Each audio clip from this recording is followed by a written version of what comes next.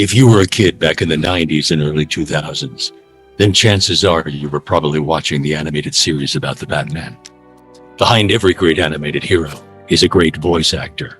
And for me, that actor is Kevin Conroy. I am vengeance. I am the night. I am Batman!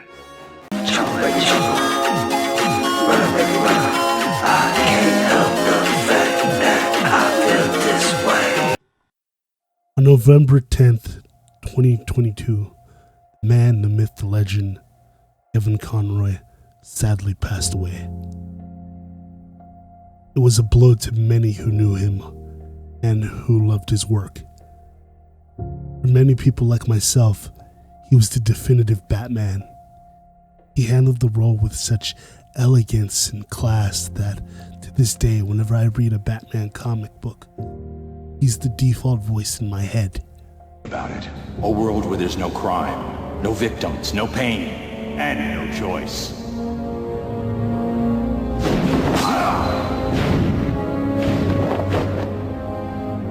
Who elected you anyway?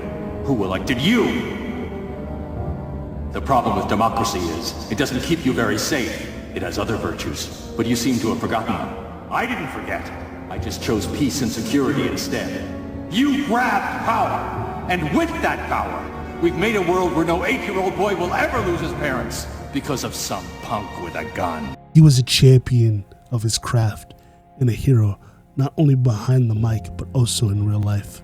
I live in New York, and after the attacks on 9/11, we were getting all these, hundreds of meals ready. And this one guy, in the middle of the night, like 3 nights into this, he goes, "So my day job is I'm an architect." He says, "What's your day job?" I said, "Well, I do voices mostly." He went, "I knew it!" He said, "You're the guy who does Batman. You're that Kevin Conroy." So he goes into this dining hall, and this is, the first week after the attack, and there'd been like just this somber sadness. And you hear him go, Guys, you're not gonna believe who's been cooking your dinners. It's Batman!" There's this long silence, and you hear, "Bullshit!" from the back of the place. And he said, then someone else says, "Make him prove it!" I said, "Oh, this is good." So I'm in the back kitchen, and I do from the back kitchen, "I am vengeance. I am the night. I am Batman!" There's this long pause, and then you hear from the back of the place, "Holy that is Batman!" Down to the foot of the stage, and I said, "What is it?" And he was to his interpreter. He had a sign language interpreter with him, and I realized he couldn't speak. And she said, "He wants to tell you how important you've been to him." And he wanted to hug me. And we had this very intimate moment, and he gave me a letter. He pushed this letter into me. And I said, "Thank you so much." And I went back to my hotel room, and I thought, how can the voice actor mean that much to a deaf audience member? It didn't make sense to me.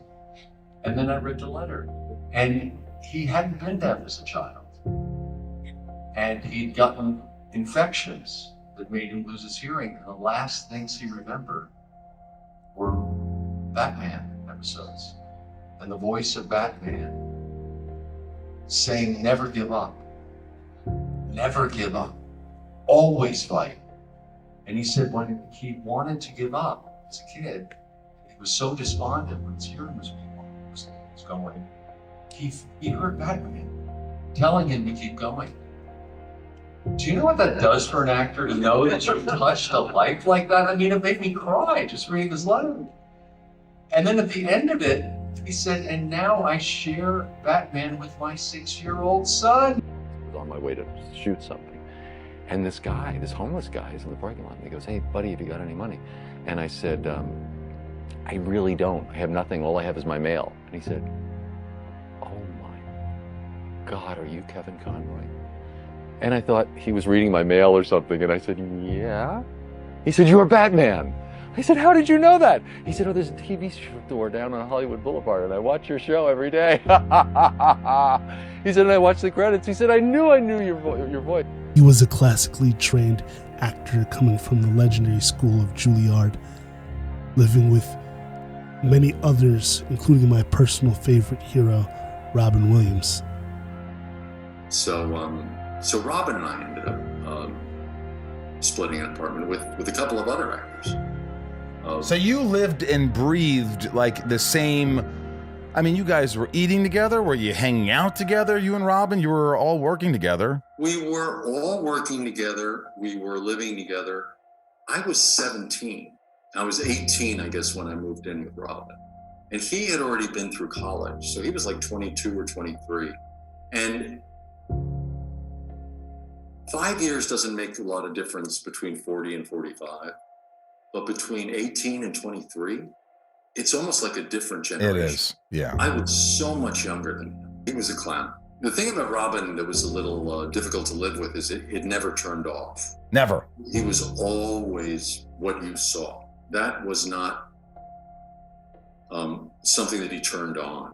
Kevin was a symbol of hope for many different groups of people, and as a man who had to hide his identity in for so long, he was good at playing multifaceted characters. Hi, this is Kevin Conroy. I just wanted to take a second to thank all of you for the reactions that I've been getting to the story that I wrote for DC Pride. It's been overwhelming, and it is so appreciated. You know, whenever you share something that personal, you risk.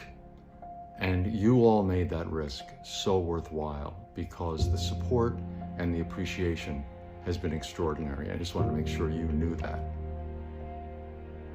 I also wanted to take a second to thank the people at DC who worked with me on this. Jay Bone, Ariana Tortoro, Jessica Chen, and Aditya Bidikar. They were so supportive and helpful. But again, never underestimate how much I appreciate each and every one of you and what you give me back for my performances. It means the world to me. Take care. His Shakespearean and authoritative delivery always inspired hope and justice into the hearts of the people around the world. No hope in this world. It's because you killed Superman. This guy's not a paragon of anything. I was right. We can't trust the Monitor. What did you do? Clearly what you couldn't. How is he a threat? Strange visitor from another planet comes to Earth with powers and abilities far beyond those of mortal men. Clark always said yes to any the badge or a flag. Not anymore. And what's that supposed to mean? It means this is the end, Selena. It means we can't. I can't. I will see you again, right? No one will. Gotham needs something more, something worse to defend her. She needs a new myth. A legend more powerful than I can be right now. A legend that can only rise from the ashes of the Batman. Where is he? Talk! Or I'll crush every bone in your body. I've got some things to say. I should have said them when you were here, but despite our differences, I have nothing but respect for you. I hope you know that. You showed me that justice doesn't always have to come from the darkness. I'll miss. What did you always call it, Clark? The never-ending battle? For the time being, we're gonna have to go underground. How exactly do we hide when the entire planet is looking for us? They're looking for the justice. Without our costumes, we are merely ordinary citizens. Hold on a second here. What about the whole secret identity thing? I mean, I trust you guys, but I'm not sure I'm ready to... Wally West, Clark Kent, Bruce Wayne. Show off.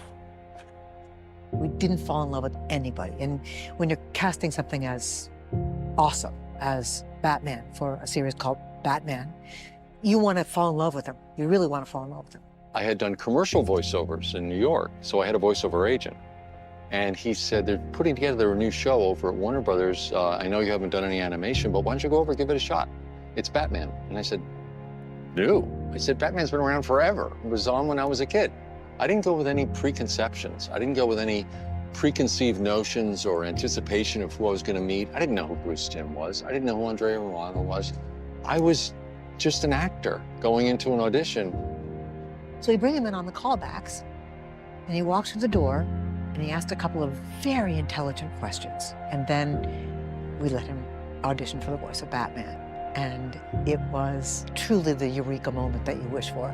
Bruce and I looked at each other and just, you could see the stress of months of auditions just fall from our faces because we had found Batman. It was remarkable.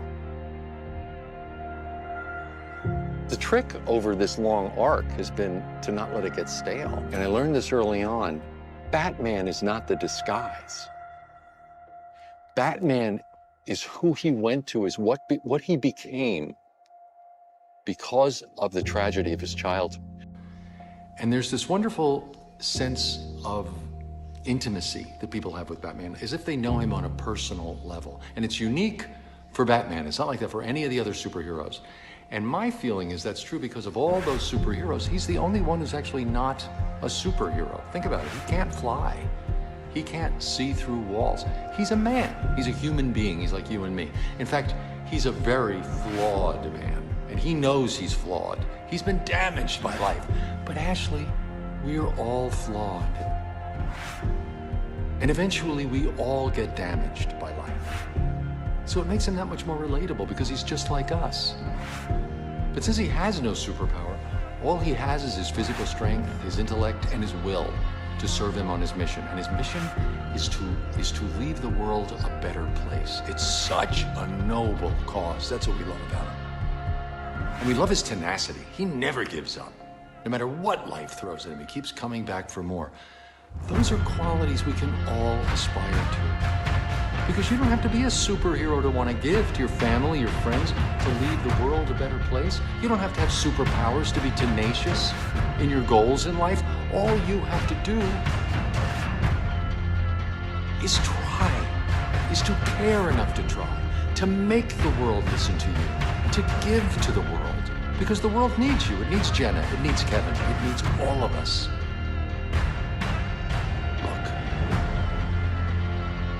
Life is hard for everybody. Everybody is flawed. Everyone gets beat up by life. Everyone knows disappointment. Everyone knows failure at something sooner or later. I don't care how rich and powerful someone is, they've had failures in their life. They don't brag about it, but you know they have because they're human. It's a beautiful journey that we're all on, but it's a really difficult journey. And when you face those challenges, you realize really quickly what's important. And it isn't the material stuff, because that stuff can disappear in a heartbeat, as we've all learned this year. What's important are the people in your life, the lives you touch, the people who touch your life. The Joker won. All of Harvey's prosecutions, everything he fought for, undone. Whatever chance you gave us of fixing our cities dies with Harvey's reputation. We bet it all on him. The Joker took the best of us and told him. People will lose hope. They won't. They must never know what he did. 5 men. 2 of them cops. You can't sweep that out. But the Joker cannot win. Gotham needs its true hero. No! You either die a hero, or you live long enough to see yourself become the villain. I can do those things, because I'm not a hero. Not like Dent. I killed those people. That's what I can be. No, you can't. You're not. I'm whatever Gotham needs me to be.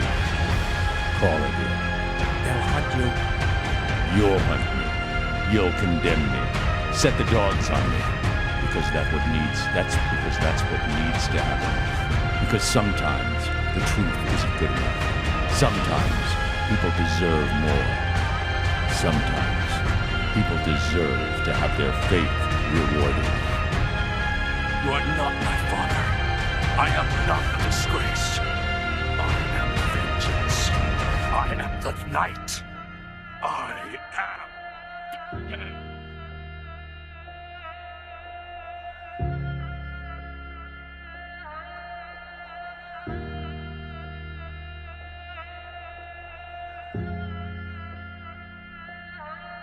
It's done. Gotham is safe. Thank you, Bruce. For everything. Goodbye, Jim.